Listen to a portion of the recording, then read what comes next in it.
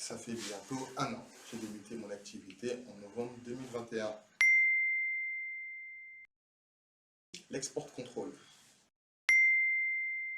J'accompagne les industriels dans des programmes de formation, d'édition de procédures en matière d'export control.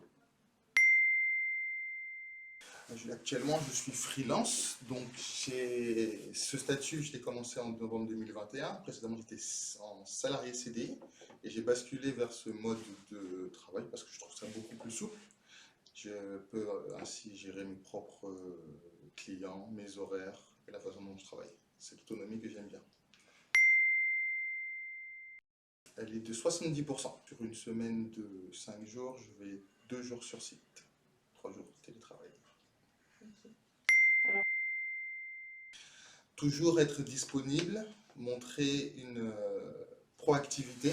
Les clients n'ont pas toujours la délimitation correcte de leurs besoins. Ils ont besoin parfois d'être aiguillés sur l'orientation de la mission. Et c'est vraiment ce côté disponibilité et force de proposition. C'est une belle opportunité en termes d'autonomie, de gestion de temps. Financièrement aussi, je m'y retrouve. Donc ce sont les trois principales raisons qui m'ont poussé à opter pour ce mode de travail. Pas grand-chose, très sincèrement. C'est une situation qui me convient parfaitement bien. Non, vraiment, mon ancien mode de travail ne me manque pas du tout.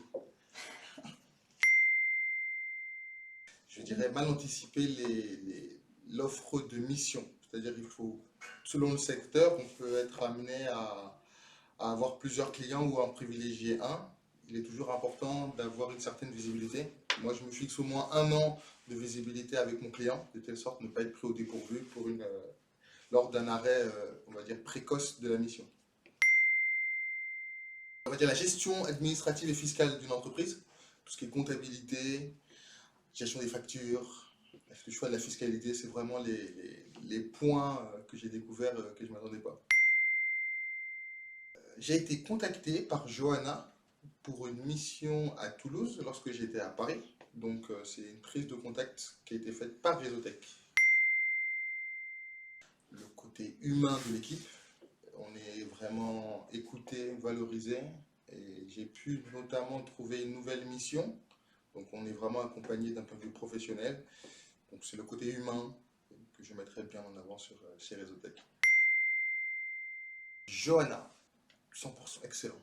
Excellent, aussi bien sur le volet humain que sur l'accompagnement humain et professionnel, tout est parfait.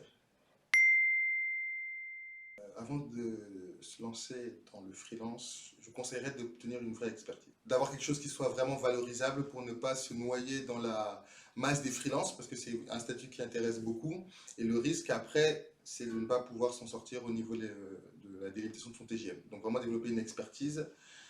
Ne pas hésiter à passer par le salariat pour monter en compétences, développer ses compétences, son réseau, avant de se lancer dans le freelancing.